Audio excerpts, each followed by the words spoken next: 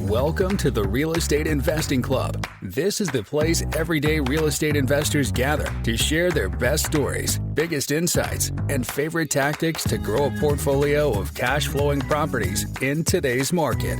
Here's your host, Gabe Peterson.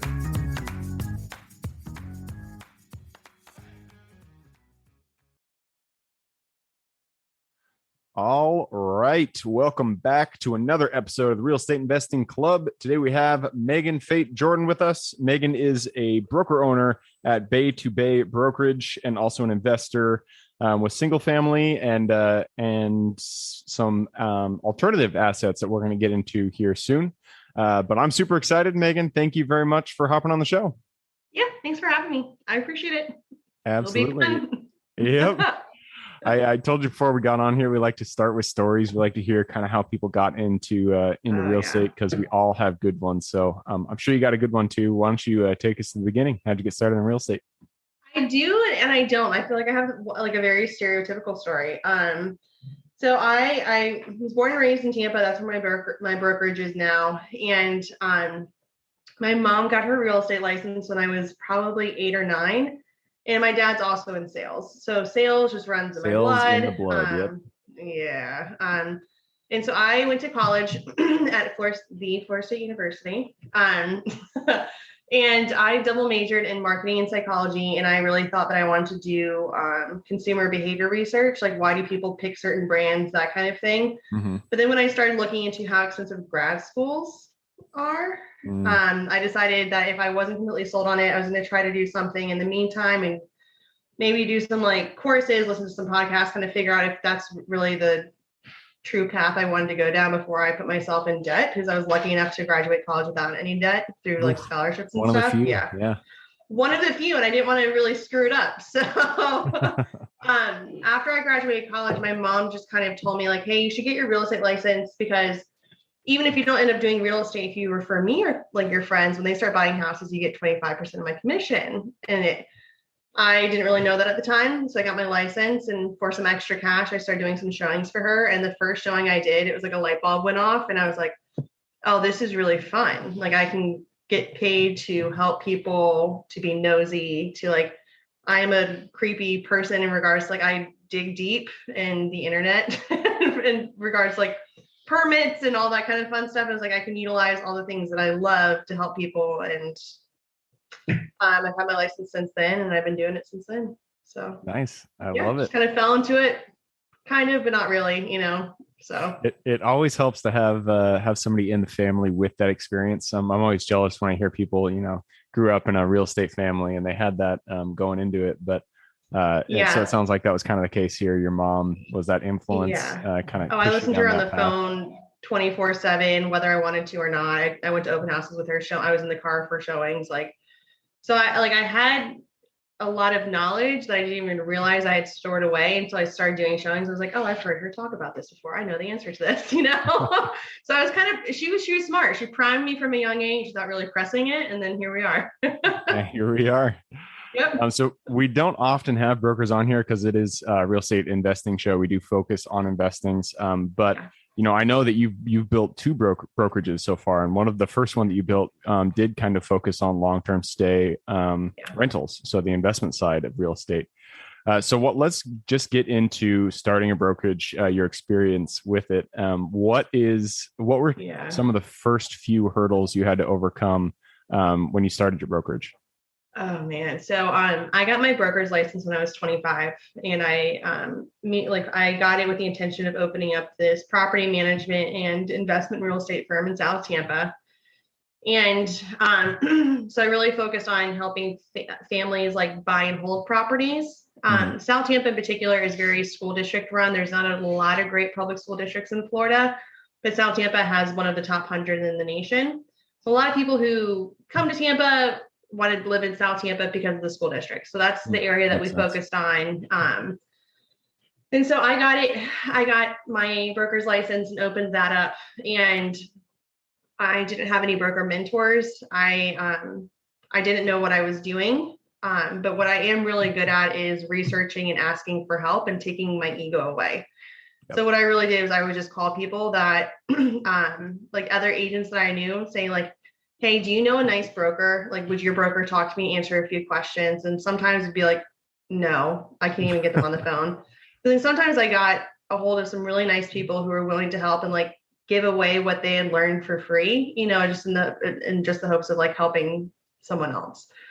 So I made a lot of calls to DBPR, a lot of calls to brokers. I figured out the entire insurance portion of it. I think the hardest learning curve was not like the real estate aspect of it or anything like that. It was just learning how to run a business. And I think that a lot of people get their real estate license and think that it's just like showing homes and like all that fun stuff. But there's a lot more behind the scenes, especially when you own your own brokerage and you're in charge of the E&O insurance and all that fun stuff.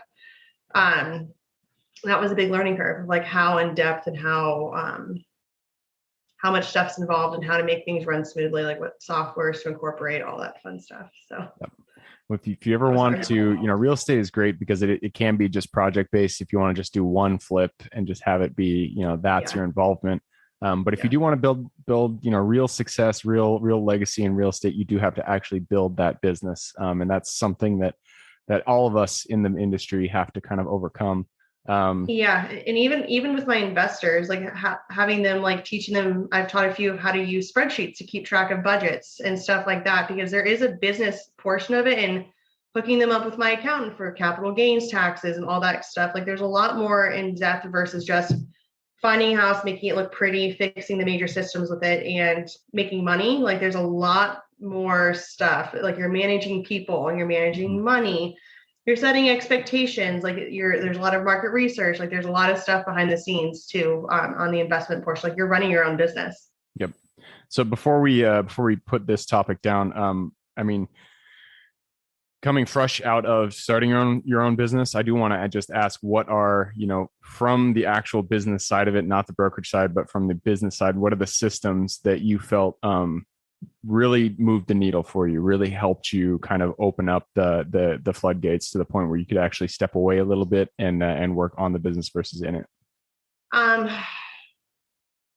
The first thing I learned how to do, so I married an engineer and he lives in, yep.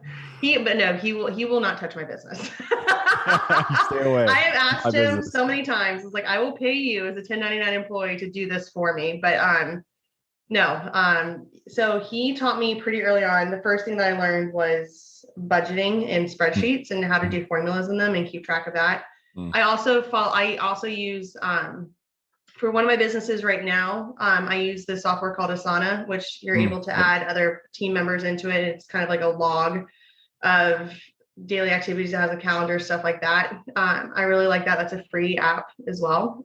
So you don't have to pay for a monthly subscription. I'm a big fan of working smarter, not harder in that regard as well. I do have a CRM and that I keep my database in as well. I use Follow Up Boss. Those are really the ones. Running your business and investment side is all about setting expectations and communication with people. So the easier you can make it, the better. And especially having everything in writing. So not just, picking, like there is something to be said for picking up the phone and making the call, but also following up with something in writing in one of those software to be like, no, I told you to do this on this day. This is the agreement. Right. And it also got emailed to you. Like it's holding people's hand to the fire. Yep. Yeah. Being able to, I feel like the follow-up is the hardest part of sales, because, that first call, it's pretty easy. You just pick it up, you have that first conversation, but the close never happens on that first call. It's always call 6 or 7 where things finally start moving, and being consistent, picking up the phone time and time again and having those conversations over, long period of time. That's where the difficulty comes in. And that's where, the people distinguish themselves in their business, and just being able to do the consistent thing over and over again. Yeah. And really just on the investment portion, just making sure that you vet your contractors and have good people in your pockets and asking for help. Yeah, for sure. Yeah. Finding good contractors is a hard thing. Yeah. That's for sure. All right. So I do want to move us on a little bit. We are rounding in to the end of this section, but before we move on, I do want to ask, I know you have an alternative asset. I'm going to call it that, but it is a sober living house. So, yes. Take us to that. What got you into it, and how is that run as an investment? Is it an investment, or is it a charity? How does that? Yeah. Tell me. So yes, like it's very much both. It is a passion project of mine. So prior to this, my husband and I know before these people are not privy to our conversation before we jumped on this, but we're talking about Airbnb, and I don't really do much Airbnb. My husband and I do buy and holds, so long-term rentals, stuff like that. So we have a few rental properties, single family rental properties. And I've been sober since 2014. And so I'm an active member of AA, like I really believe in sobriety, things like that. And sober living homes are a crucial part of helping young people, or not even young people, like people early in sobriety, stay sober and give them structure and stuff. So I knew I wanted to diversify our portfolio and do something that was a little bit higher risk, higher reward versus just buy and hold for single family properties. But I didn't want to do Airbnb because I would not be in the house as much. I don't really get to vet the people who I let live in there as much. And I really just believe in sobriety, so it is an investment. Like we did purchase the house. We're not state funded or anything. So it is an investment. But more than anything, like I have two partners with it.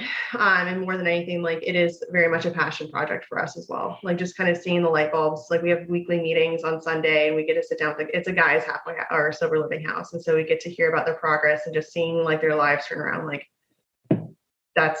I would do it for free. Like it's just really cool. Yep. Yeah. The numbers do make sense. Yeah. Well, but it's really cool. It's an investment. It has to, obviously. On the financial side, I know this is a passion project, and I love that it has that social, the social goal behind it. On the number side, I'm just curious: is it mostly insurance payments that you're dealing with insurance companies, or is it? How does the entire spreadsheet with all of our payments? Okay. So with doing a sober living home, it's a little bit different versus an Airbnb or things of that sort as well, because the insurance is different. It's not just a regular commercial policy. It has to be a specialized insurance policy. So you have your homeowner's insurance, you have an E&O insurance, and you also have a commercial policy specific for sober living homes. So there are a bunch of insurances that are due. You have your mortgage, your PITI on top of that. For sober livings, you provide like toilet paper, paper towels, home maintenance. So that's also built into the budget. Drug tests, things like that you don't really have to think about with Airbnbs or any kind of other investment properties. We furnish the house. We pay for the electric, the water, all of that kind of stuff. And do the tenants, are they paying with, is it covered? Is their stay covered by insurance, by their insurance, or are they paying with cash? It's private pay. So there are some facilities throughout the nation and throughout each state that are government funded. Ours are private pay. And some of them do weekly. We do monthly because it's a safer investment for us on that regard. Gotcha. So if someone decides to leave 2 weeks in, like we're not losing money necessarily, but it also kind of gauges how committed they are to staying sober.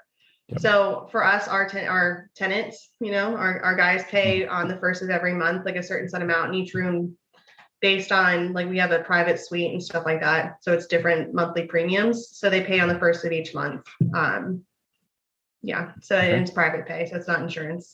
Yeah. But it's cheaper than any rent you're going to find in Tampa. So there you go. Yeah, I believe that. I've heard Tampa's, it's shooting up just like Seattle. Yep.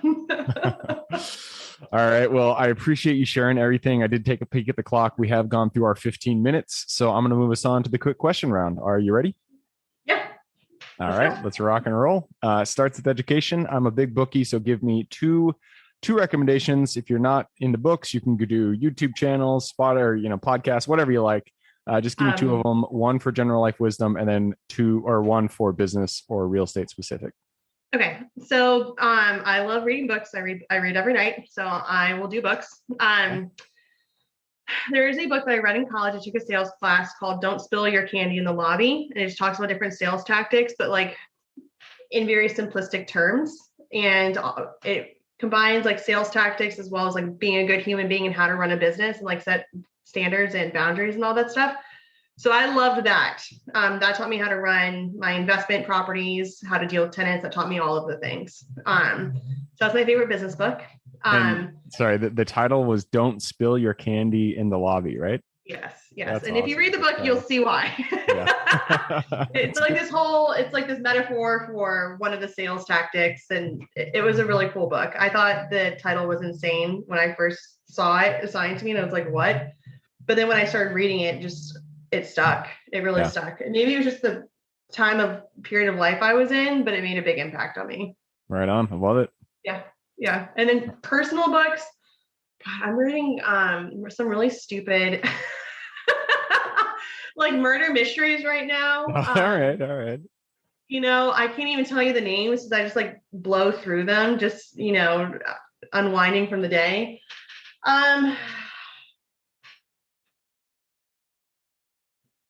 The last good book that I read that I remember the name that I really like internalized, it's not like a very fun read, but it's very profound. Like I really got a lot from it. It's called Ego is the Enemy. Oh yeah. Ryan Holiday. I really like that book a lot. A lot of that, once again, could have just been the time period I was in, but that book really stuck with me as well. Yeah. And I read that just for like my own personal, like how to communicate with people. Yeah. It wasn't I wasn't reading it trying to grow my business. I was just like, I need help. Yeah. That's a good one for sure. And I've my sister and my girlfriend really like murder mystery kind of stuff. And so I get where you're coming from there. Yeah. I know all the ways to kill my husband, basically. And if he's listening to this, he should be scared. So if you're listening, gotta watch out. Yeah. All right, moving on. Next question. This one is for your younger self. So if you could go to the Megan who had no experience in real estate, let's say she was just your mom, just approached by your mom. She said, you should get into real estate. Go to her, look her in the eye, give her one piece of advice moving forward. Follow your gut. Okay. Follow your gut. I like it. Yeah. Next question is habits. Habits form the foundation of our life. So if you could point to one thing you do day in and day out, you feel contributes the most to your overall health, well-being, happiness, and success, what would that be? Can I name two? Because I do two things every day. Yeah, for sure. Okay. Like I said, I'm sober, so going to AA meetings really helps set my mind right in the morning. And then I also work out every day. I'm a very anxious person and like very driven, and I need an outlet for it. Perfect. I love it. So exercise, and I'm going to say the other one is community. So exercise and community. Perfect. All right, moving on. And this is for the United States. Locations. It's a big place, a lot of square miles out there to invest. So if you could point to one metro that you are most excited about investing today that is not your backyard, what metro is that? Oh my gosh. I'm in a lot of Facebook groups for realtors all throughout the nation, and I read their posts every single day religiously because I'm always looking for my next opportunity as well. And I've been reading a ton of stuff about Texas. I have three properties in Texas. I love some Texas. Yes. I've been reading a lot of stuff about Texas, outside of the Dallas area in particular, not necessarily within the city limits, but kind of right outside there because Dallas is growing so quickly. Yep, absolutely. I'm right there with you. Yep. All right. And that leads us to the last question. You've given us a lot of good advice, so I'm sure people want to reach out and say hi. What is the best way for them to do that? Probably my website, baybrokerage.com. On there, you'll find my email address, my cell phone number, all of our blog articles talking about real estate investment, talking about where the current Tampa market's at, all that fun stuff. Perfect. That's kind of everything in one spot. All right. And that's bay2baybrokerage.com. I'll put that URL in the show notes. So if y'all want to reach out to Megan, go ahead and click a little more in the description. It'll pull down the full description. In there, you can find Megan's URL. So that wraps it up, Megan. Thank you very much for hopping on and sharing with us all the wisdom that you've got in real estate. I appreciate it. Thank you so much. Absolutely. And for everybody who's here with us today, thank you guys for showing up. You are the reason we do this. So if you have any questions whatsoever, reach out to me, Gabe at therealestateinvestingclub.com. Other than that, hope you have a great week. Keep rocking real estate, and I look forward to seeing you on the next episode. Thank you for joining us for another episode of the Real Estate Investing Club. I hope you guys enjoyed the episode and were able to pull some actionable advice that you can go home with and apply to your own investing business. Before you go, I have a gift for you. If you're a new investor looking to get started or an established investor looking to take your business to the next level, I've created an ebook just for you available on the website. This ebook will cover how I was able to create both active and passive income in real estate with very little money to start with. In it, I will address the 3 most often cited obstacles new and veteran investors run into by showing you how to find a deal that's actually a deal, how to finance that deal with little to no money down, and how to exit a deal for maximum value. And if you get the ebook today, I'm going to bury you in bonuses, 7 of them to be exact.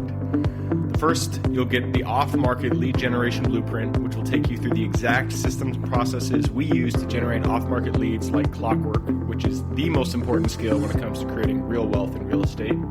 Then you'll get the A to Z REI systems and vendors guide, which will allow you to peek under the hood of our business and see the exact tools and systems and even the vendors we use to grow our business. After that, you will get the top 100 best performing keywords pack, which will give you the exact keywords we use to target leads online and generate leads without having to lift a finger. Next, you'll get the contracts bundle for wholesaling and renting real estate, which will give you access to all of the contracts we use in the field to execute all types of transactions. After that, you'll get the Investor's Quick Analysis Calculator and Offer Tool, which will allow you to quickly calculate whether a deal is an actual deal and will allow you to create an offer automatically from those calculations.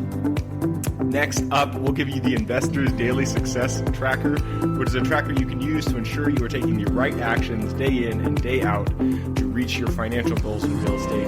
And finally, you will get the Wholesaler's Template for Quick Assignment Cash, which will give you the templates we use to present our wholesale deals professionally and efficiently to our buyers. I know that is a ton of things to say. I'm glad you're able to stick with it.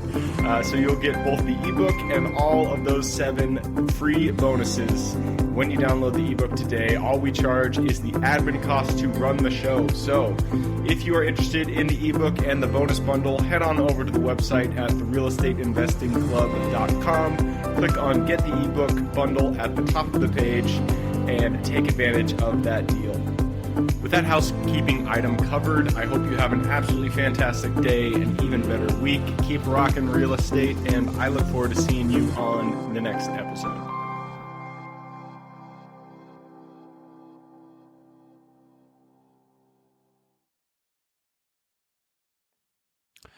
All right, before I officially sign off, I have a quick announcement to make.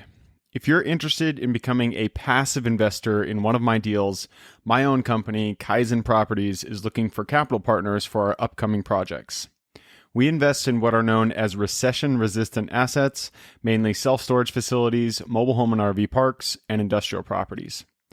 If you're interested in investing and would like to learn a little bit more about my company, our investing criteria, and some of the previous projects we've done, go to the Real Estate Investing Club podcast at therealestateinvestingclub.com and scroll all the way down to the bottom of the page. Click on the Invest With Us button. That'll pop up the investor form. Fill that out, and we will reach back out to you as soon as we can. Or if you prefer a little bit more of a personal touch, you can reach out to me at gabe@therealestateinvestingclub.com. So really, that is it. Again, it was a pleasure hanging out with you guys during this episode, and I look forward to seeing you on the next episode.